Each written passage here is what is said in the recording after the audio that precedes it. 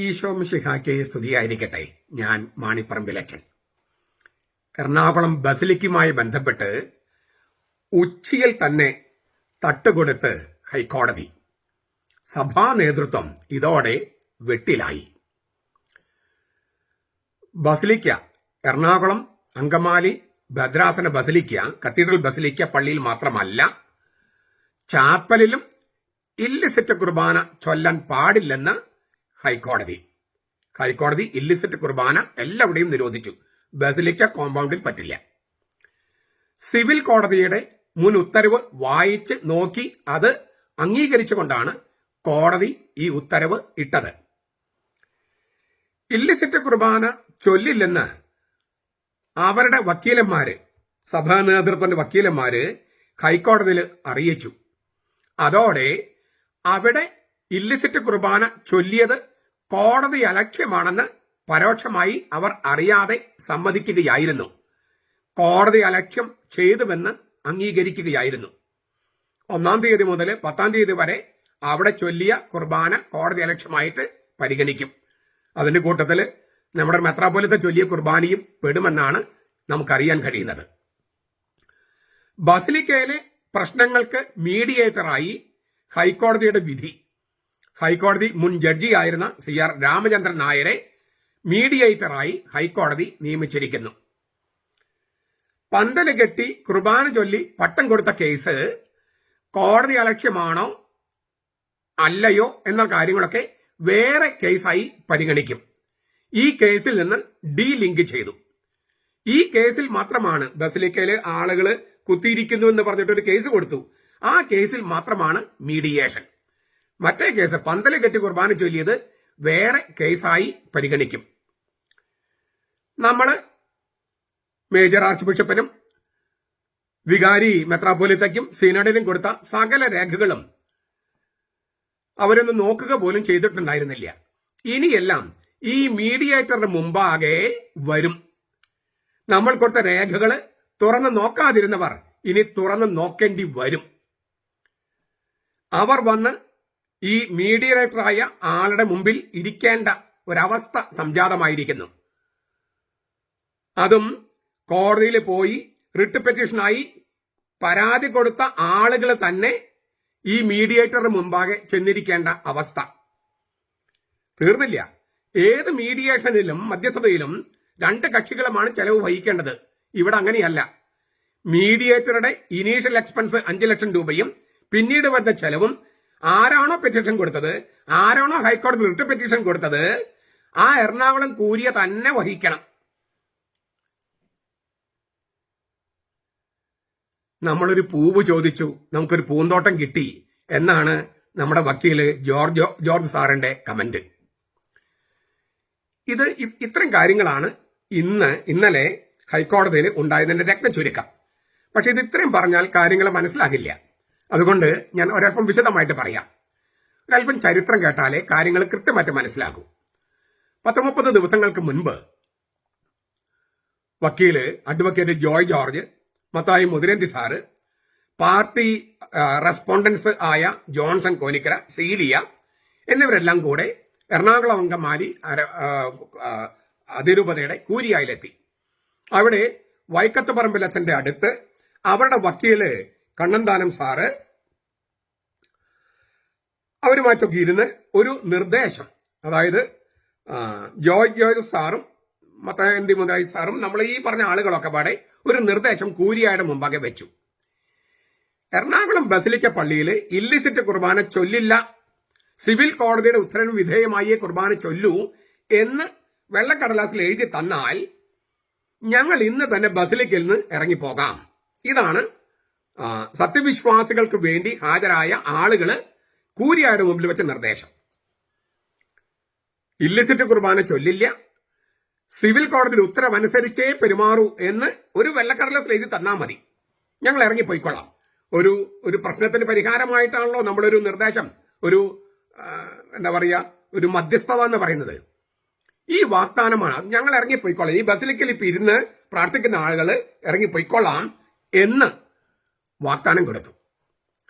ആദ്യം ഇങ്ങനെ സിവിൽ കോടതി ഉത്തരവൊന്നും ഇല്ല എന്ന് പറഞ്ഞ അവര് നിലപാടെടുത്തെങ്കിലും ഈ ഉത്തരവിന്റെ പകർപ്പും മറ്റു രേഖകളെല്ലാം കാണിച്ചപ്പോൾ കണ്ണന്താനം വക്കീല് അതെല്ലാം പരിശോധിച്ചിട്ട് അതെല്ലാം ശരിയാണെന്ന് പറയുകയും അതിന്റെ വെളിച്ചത്തില് ഈ വൈക്കത്ത് പറമ്പ് അച്ഛനും കണ്ണന്താനം സാറും കൂടി പറഞ്ഞു, ഞങ്ങൾ ആലോചിച്ചിട്ട് പറയാം, ഇങ്ങനെ കാര്യം എഴുതി തരാൻ പറ്റുമോ എന്ന് ഞങ്ങൾ ആലോചിച്ചിട്ട് പറയാം.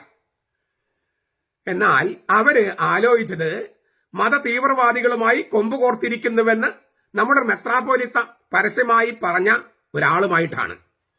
അയാൾ സമ്മതിച്ചില്ല. അയാൾക്ക് സമ്മതിക്കാൻ പറ്റില്ലല്ലോ. അതിന്റെ കാരണം ഞാൻ കുറച്ച് കഴിഞ്ഞിട്ട് പറയാം.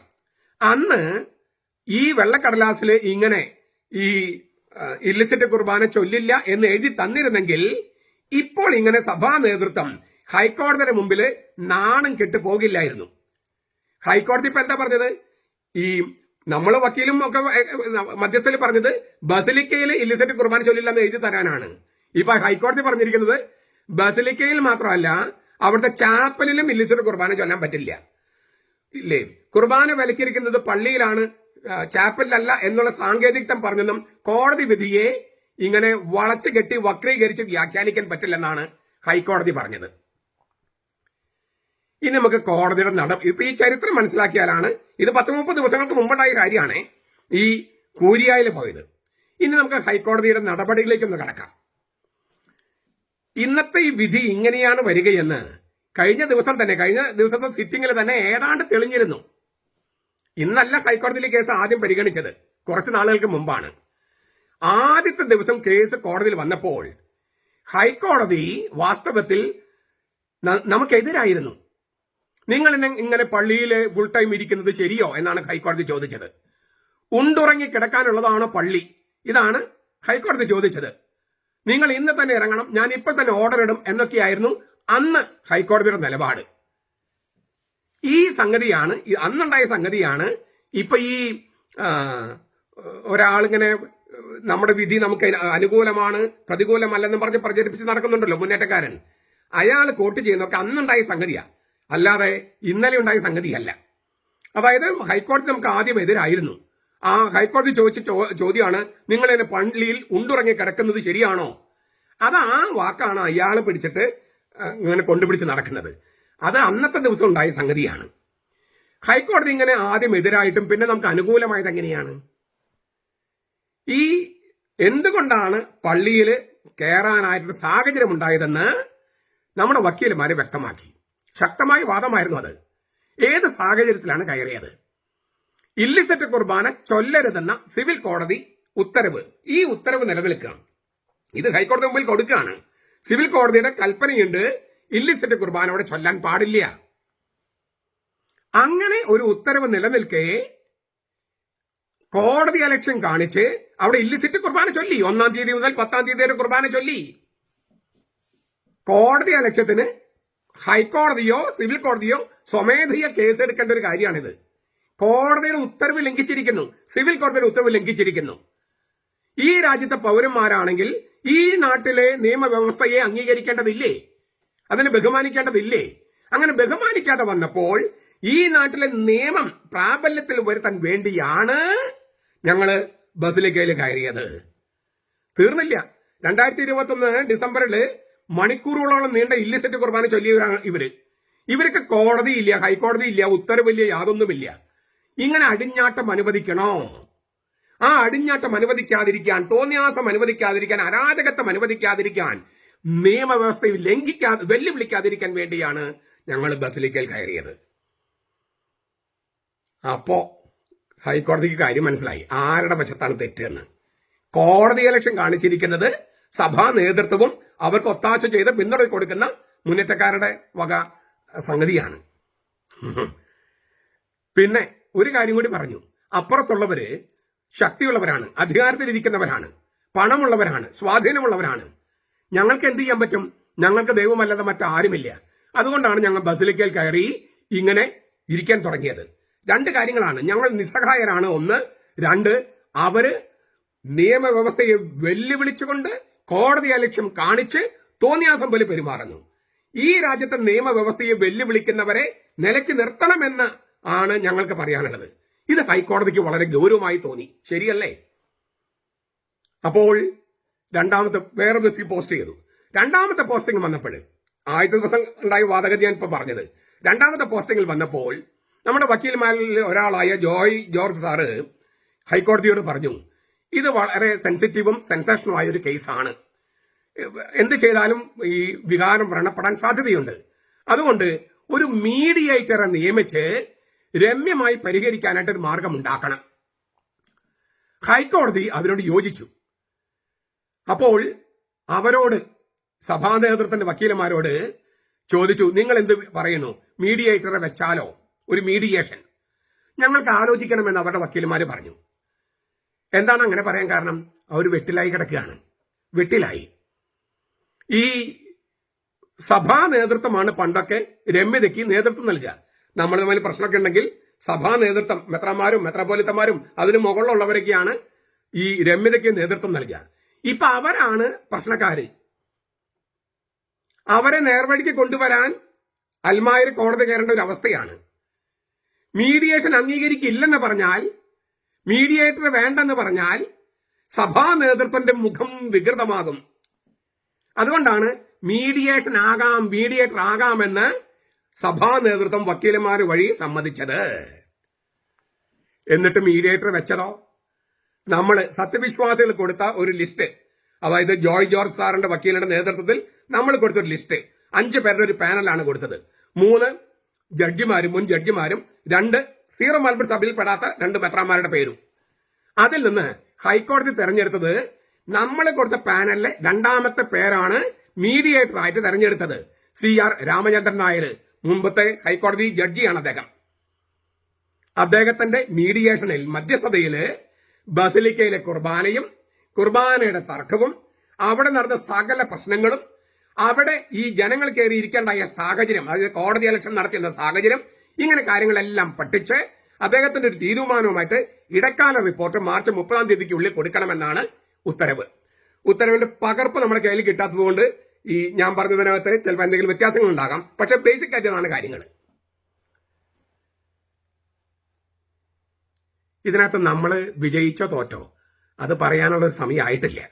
പക്ഷെ ഒരു കാര്യം നമുക്ക് നല്ല ആശ്വാസം നൽകുന്ന സംഗതിയുണ്ട്. എന്താണ്? ഇതുവരെ നമ്മളെ കേൾക്കാനായിട്ട് നമ്മുടെ തലപ്പത്തുള്ളൊരു തയ്യാറായിരുന്നോ? ഇല്ല. നമ്മൾ എത്രയോ രേഖകൾ, എത്രയോ പരാതികൾ, പെറ്റീഷൻസ് എല്ലാം കൊണ്ടുകൊടുത്തു. അവർ തുറന്നു നോക്കിയോ? ഇല്ല. ഇനിയിപ്പോഴോ? ഈ പറഞ്ഞ മേജറും മൈനറും സിനഡും ഒക്കെ, അതിന്റെ ആളുകളൊക്കെ ഈ മീഡിയേറ്ററിന് മുമ്പാകെ വന്നിരിക്കണം. അവർ നേരിട്ട് വരൊന്നും വേണ്ട. അവരുടെ പ്രതിനിധികളോ വക്കീലന്മാരോ, അത് അവർ വരുന്നതിന് തുല്യമാണല്ലോ. എന്നിട്ട് വാദിയായും പ്രതിയായും സാക്ഷിയായും അവിടെ നിൽക്കണം. അവരുടെ സിംഹാസനത്തിൽ നിന്നും, ഇല്ലേ, സഭ ഭരിക്കുന്ന സിംഹാസനത്തിൽ താഴെ വീണ് കിടക്കുന്നു. അവരുടെ ന്യായം വിധിക്കേണ്ട ന്യായാസനത്തിൽ നിന്നും വീണ് കിടക്കുന്നു. ഇപ്പൊ വാദിയായും പ്രതിയായും സാക്ഷിയായും അവരോ അവരുടെ പ്രതിനിധികളോ വക്കീലന്മാരോ ഈ മീഡിയേറ്ററിന് മുമ്പിൽ വന്നിരിക്കണം. വന്നിരിക്കുക മാത്രമല്ല, നമ്മൾ പറയുന്നവർ കേൾക്കണം, നമ്മൾ കൊടുത്ത രേഖകൾ പരിശോധിക്കണം, അവരാ രേഖകൾ തുറന്ന് വായിക്കേണ്ടി വരും. ഇതിൽ കൂടുതൽ എന്താണ് നമുക്ക് വേണ്ടത്? ഇതാണ് ഞാൻ പറഞ്ഞത്, സഭാ നേതൃത്വം വെട്ടിലായി.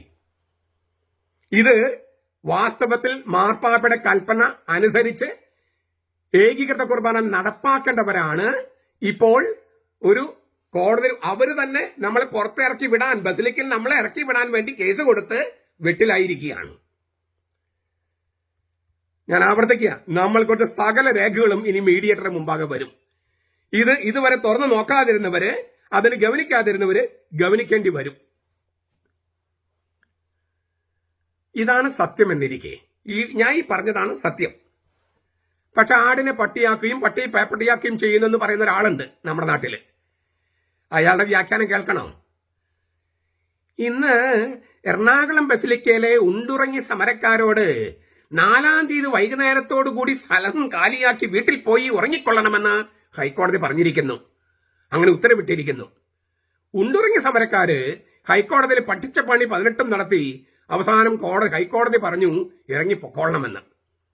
ഞാൻ അത് പറഞ്ഞു കഴിഞ്ഞു. ഇത് ആദ്യത്തെ സിറ്റിംഗിൽ ഹൈക്കോടതി ആദ്യം നമുക്ക് എതിരായിരുന്ന സമയത്തുണ്ടായ ചില പരാമർശങ്ങളാണ്.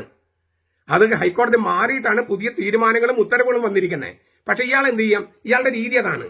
ഇയാളുടെ രീതി അവിടുന്ന് ഇവിടുന്ന് കെട്ടി ഇങ്ങനെ മുറിച്ചിട്ട് ഒരെണ്ണം ഉണ്ടാക്കും. എന്തുകൊണ്ട് അങ്ങനെ ചെയ്തെന്ന് നമുക്ക് കാര്യം കുറച്ചുകൂടി കഴിഞ്ഞിട്ട് ഞാൻ പറയാം. അദ്ദേഹത്തിന്റെ വാക്കുകൾ ഞാൻ വീണ്ടും പറയാം. ഹൈക്കോടതി ആ വിഷയം ചർച്ച ചെയ്യാനും രമ്യമായി പരിഹരിക്കാനും ഒരു മീഡിയേറ്റർ നിയോഗിച്ചിട്ടുണ്ട്. മുൻ ഹൈക്കോടതി ജഡ്ജിയായ സി ആർ രാമചന്ദ്രൻ നായരാണ് മീഡിയേറ്റർ. മീഡിയേഷൻ തുടങ്ങുന്നതിന് മുമ്പ് അടിയന്തരമായി ഇവിടെ വിട്ടും പൊയ്ക്കൊള്ളണം എന്നാണ് ഹൈക്കോടതി പറഞ്ഞത്. നമ്മൾ ഒരു മാസം മുമ്പ് നമ്മൾ പൊയ്ക്കൊള്ളാന്ന് പറഞ്ഞതാണ്. ഹൈക്കോടതി വിധിയൊന്നും വേണ്ട, ഒരു വെള്ള പേപ്പറിൽ എഴുതി തന്നാൽ മതി പറഞ്ഞത് കൂരിയ. ഇന്ന് തന്നെ ഇറങ്ങണമെന്നാണ് ആദ്യം ഹൈക്കോടതി പറഞ്ഞത്. അത് അന്ന് പറഞ്ഞതാണ്, ഇന്നല്ല. കേസ് ആദ്യം വന്നന്ന്. അങ്ങനെ അപ്പോഴാണ് ഞാൻ പറഞ്ഞു കഴിഞ്ഞു എന്തുകൊണ്ട് നമ്മൾ അവിടെ കയറി എന്നുള്ള കാര്യം പറഞ്ഞപ്പോഴാണ്, കോടതി ഇലക്ഷൻ നടത്തിയതുകൊണ്ട് കയറിയെന്ന് പറഞ്ഞപ്പോഴാണ് ഹൈക്കോടതിക്ക് കാര്യം ഗൗരവം മനസ്സിലായത്. അവർ അവിടെ ഇരുന്ന് കരച്ചിലായിരുന്നു. ആര്? ഹൈക്കോടതി ഇന്ന് തന്നെ ഇറങ്ങണമെന്ന് പറഞ്ഞപ്പോൾ കരച്ചിലായിരുന്നു. ആര്? ബസിലിക്കക്കാരോ? അങ്ങനെ 2 ദിവസം കൂടി നീട്ടിക്കൊടുത്തതാണ്. 4-ാം തീയതി വൈകുന്നേരം ഇറങ്ങിപ്പോയിക്കൊള്ളണമെന്ന് ഹൈക്കോടതി പറഞ്ഞിരിക്കുന്നു. രാവിലെ 5 മണിക്ക് പള്ളി തുറക്കും, വൈകിട്ട് 8 മണിക്ക് പള്ളി അടയ്ക്കും. നമ്മുടെ വക്കീലന്മാർ തന്ത്രപൂർവ്വം പറഞ്ഞു കുർബാന ചൊല്ലില്ലെന്ന്. ഇത് അദ്ദേഹത്തിന്റെ വ്യാഖ്യാനമാണ്. ഞാൻ പറഞ്ഞു കഴിഞ്ഞു എന്തുകൊണ്ടാണ് അവരങ്ങനെ പറഞ്ഞത്. വാസ്തവത്തിൽ അവർ കോടതി അലക്ഷ്യം ചെയ്തുവെന്ന് ഹൈക്കോടതി മുമ്പാകെ സമ്മതിക്കുകയായിരുന്നു. ഇനി അതിന്റെ കേസുകൾ വരും. ആ കേസ് എടുക്കുമ്പോൾ നമുക്ക് അതിന്റെ വിശദാംശങ്ങൾ അറിയാം. ഈ മനുഷ്യന് ഇങ്ങനെ പറയാൻ പറ്റൂ. നുണയുടെ പിതാവാണ് അയാള്. ഇന്നൊരു കാര്യം പറയും, നാളെ മറ്റൊന്ന് പറയും. എറണാകുളത്ത് ഒരു കാര്യം പറയും, മറ്റൊരു സ്ഥലത്ത് വേറൊരു കാര്യം പറയും. മലയാളത്തിൽ ഒരു കാര്യം പറയും, ഇംഗ്ലീഷിൽ വേറെ നേർ വിപരീതം പറയും. കാരണം അയാളെ നിയന്ത്രിക്കുന്നത് വേറെ ഏതോ ശക്തികളാണ്. അത് നമ്മുടെ CBCIയുടെ മുമ്പത്തെ പ്രസിഡന്റ് പറഞ്ഞിട്ടുണ്ട്. അയാള് വേറെ ഏതോ തീവ്രവാദ സംഘടനയുടെ ചട്ടുകമാണ്. അതിനാൽ ഇത് ഇയാള് പറയുന്നത് നമ്മുടെ വക്കീലന്മാരുടെ തന്ത്രമാണെന്ന്. തന്ത്രമല്ല, ഇത് വക്കീലന്മാരെ വെട്ടിലായതാണ്. മീഡിയേഷന് മുമ്പിൽ വരുമ്പോൾ എന്ത് നിലപാട് നേതൃത്വം എടുക്കുകയും നമുക്കറിയില്ല. വലിയ പ്രത്യാശ നമുക്ക് വേണ്ട. മാർപ്പാപ്പി അനുസരിക്കാത്തവരും സൂയിയൂരി സഭയായതുകൊണ്ട് ഞങ്ങൾ തോന്നിവാസം ചെയ്യുമെന്ന് നിലപാടെടുത്തവരും സഭയെ നശിപ്പിക്കാൻ കച്ചക്കെട്ടി ഇറങ്ങിയവരെ ചേർത്ത് പിടിക്കുന്നവരുമാണ് നമ്മുടെ നേതൃത്വം. അതിനാൽ അവരിൽ നിന്ന് വലിയ നന്മയൊന്നും നമ്മൾ പ്രതീക്ഷിക്കേണ്ട. പക്ഷെ എന്തുകൊണ്ടാണ് ഇയാൾ ഇങ്ങനെ നുണ പറയണേ? എന്തിനാണ് ഈ വോയിസ് ഒക്കെ ഇട്ടിട്ട് ഹൈക്കോടതി വിധി വന്ന് അയാളുടെ പിൻഗാമികളെ, അയാളുടെ അനുയായികളെ ഒരുമിച്ച് നിർത്താൻ അയാൾ ഇത്ര തത്രപ്പെടുന്നത് എന്തുകൊണ്ടാണ്? ഏകീകൃത കുർബാന അയാൾക്ക് അംഗീകരിക്കാൻ പറ്റില്ല. ഏകീകൃത കുർബാന അംഗീകരിച്ചാൽ സീറോ മലബാർ സഭയിലെ ഐക്യത്തിന് ഒരു പ്രധാന ചുവടുവെപ്പ് വരും. അങ്ങനെ വന്നാൽ അയാൾ ആരുമായി കരാറുണ്ടാക്കിയോ അവർക്ക് കൊടുത്ത വാക്ക് പാലിക്കാൻ പറ്റാതെ വരും. ഈ സഭയിൽ ഭിന്നിപ്പുണ്ടാക്കാമെന്നും ശീഷ്മയുണ്ടാക്കാമെന്നും അയാൾ വാക്ക് കൊടുത്തിരിക്കുന്നത്. അയാളുടെ തീവ്രവാദ ബന്ധം വെളിപ്പെടുത്തിയത് ഉത്തരവാദിത്തപ്പെട്ട സ്ഥാനത്തിരിക്കുന്ന മെത്രാപ്പൊലീത്ത തന്നെയാണ്. അതും ഒരു അഭിമുഖത്തിലാണ്. അത് പരസ്യമായി വന്നു, പത്രത്തിൽ അച്ചടിച്ച് വന്നു, നാം എല്ലാം കണ്ടതാണ്. അപ്പോൾ ലോകം മുഴുവൻ ആരാധനയോടെ കാണുന്ന സീറോ മലബാർ സഭയെ, പൗരസ്ത്യ കൽദായ സുറിയാനി സഭയെ, ആ സഭയിൽ ശീഷ്മയുണ്ടാക്കി അതിന് വെട്ടിമുറിച്ച് കഷ്ണങ്ങളാക്കി കൊടുക്കാമെന്നാണ് അയാൾ തീവ്രവാദികൾക്ക് വാക്ക് കൊടുത്തിരിക്കുന്നത്. അതിൽ ഓരോ ദിവസം പരാജയം ഇങ്ങനെ സംഭവിച്ചുകൊണ്ടിരിക്കുക. ഈ സമവായം അതൊരു തെറ്റായ രീതിയാണെങ്കിൽ പോലും അതിലൂടെ ഒരു ഏകീകൃത കുർബാന ചൊല്ലിയപ്പോൾ തന്നെ ഇയാളുടെ പത്തി അങ്ങനെ ഒടുങ്ങി, അല്ലെ? പത്തി നശിച്ചു, എന്താ പറയുക, പത്തി താന്നു. എന്താ കാര്യം? ചത്താലും ഇത് അനുവദിക്കില്ലെന്ന് പറഞ്ഞോടത്ത് കുറച്ചെങ്കിലും അനുവദിക്കേണ്ടി വന്നു. ഇതെല്ലാം മറച്ചു വെക്കാനാണ് ഈ നുണ പിന്നെയും ഈ അന്തരീക്ഷത്തിലോട്ട് വിടുന്നത്. ഇത്രയൊക്കെ പറഞ്ഞു കഴിഞ്ഞിട്ട് കുറച്ച് അയാൾക്ക് തോന്നി, അയാളുടെ ആളുകളാരും പറഞ്ഞു കാണും, അയാൾ അബദ്ധം മനസ്സിലാക്കിയിട്ട് പതുക്കെ ഒന്ന്, ഞാൻ മുമ്പ് പറഞ്ഞതേ അതായത് എന്ന് പറഞ്ഞ അതേ തുടങ്ങുന്ന വേറൊരു വോയിസ് ഉണ്ട്. അതായത് നമ്മൾ കൊടുത്ത പെറ്റീഷൻ എന്താണ്? ഒറ്റ കാര്യമേ ഉള്ളൂ, അവരെ ബസിലിക്കൽ നിറക്കണം. അവരെ എവിക്ട് ചെയ്യാൻ വേണ്ടിയാണ് ഹൈക്കോടതിയിൽ നമ്മൾ പരാതി കൊടുത്തത്. മീഡിയേഷൻ പേരും പറഞ്ഞ് അവർ ഇറക്കി വിടാൻ ഹൈക്കോടതി ഉത്തരവിട്ടു. മുഴുവൻ കേസും കേൾക്കുന്നതിന് മുമ്പേ അവരെ ഇറക്കി വിട്ടിരിക്കുന്നു. അവർ ഇറക്കി വിട്ടാൽ പിന്നെ ഈ കേസിന് പ്രസക്തിയില്ല.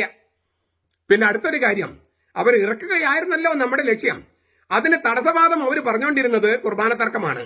അപ്പൊ നമ്മുടെ വക്കീലന്മാര് വളരെ അന്തസ്സായിട്ട് പറഞ്ഞു, അങ്ങനെയാണെങ്കിൽ തൽക്കാലത്തേക്ക് കുർബാന വേണ്ടെന്ന് വെക്കാം. ഓർഡർ കിട്ടിയാൽ അതിലെന്താണ് എഴുതിയിരിക്കുന്നതെന്നും കൃത്യമായി പറയാൻ പറ്റുള്ളൂ. ഏതായാലും അത് നമ്മുടെ വക്കീലന്മാരെടുത്ത തന്ത്രമാണെന്നാണ് എനിക്ക് തോന്നുന്നത്. വളരെ ബുദ്ധിപൂർവ്വം അവരെടുത്ത നിലപാടാണെന്നാണ് ഞാൻ മനസ്സിലാക്കുന്നത്. അയാളുടെ വാക്കുമാറിത് കണ്ട. മുമ്പ് എല്ലാം അങ്ങനെയാണ് ഇങ്ങനെയെന്ന് പറഞ്ഞത് അയാൾക്ക് ആരെ എതിർപ്പ് കൊടുത്തു കാണും അയാളുടെ അനുയായികള്. അപ്പോഴാണ് പുതിയൊരു വ്യാഖ്യാനവുമായിട്ട് അയാൾ വന്നിരിക്കുന്നത്. ഞാൻ പറഞ്ഞല്ലോ, ഞാൻ ഇതിന്റെ ചരിത്രം പറഞ്ഞു കഴിഞ്ഞു. ആ ചരിത്രത്തിന് വിപരീതമായിട്ട് ഇയാൾ ഇങ്ങനെ പറയുന്നതിന് കാരണം അയാൾക്ക് ഇങ്ങനെ പെരുമാറാൻ പറ്റും. അയാൾ ചേർത്ത് പിടിക്കുന്നവരെ അയാൾ കെണിയിലാക്കും. അത് ചേർത്ത് പിടിക്കുന്നവർക്ക് മനസ്സിലാകാതെ പോകുന്നത് അവർ പരിശുദ്ധാത്മാവ് അന്ധമാക്കിയിരിക്കുന്നെന്ന് തന്നെയാണ് ഞാൻ വിചാരിക്കുന്നത്.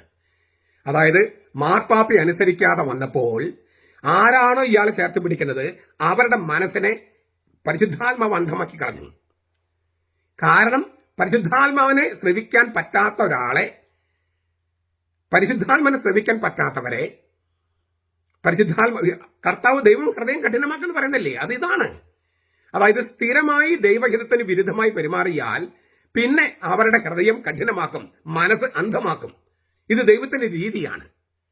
അതിനാൽ നമ്മുടെ സഭയെ കീറിമുറിച്ച് കൊടുക്കാമെന്ന് വാക്ക് കൊടുത്തിരിക്കുന്ന, വാഗ്ദാനം ചെയ്തിരിക്കുന്ന, വ്രതം ചെയ്തിരിക്കുന്ന ഒരുത്തനെ ചേർത്ത് പിടിക്കുമ്പോൾ ആ ചേർത്ത് പിടിക്കുന്നവര് മാർപ്പാപ്പിക്കെതിരെയും പരിശുദ്ധാത്മാവിനെതിരെയും ആയതുകൊണ്ട്, ദൈവഹിതത്തിനെതിരായതുകൊണ്ട് ദൈവം അവരുടെ ഹൃദയം കഠിനമാക്കുകയാണ്.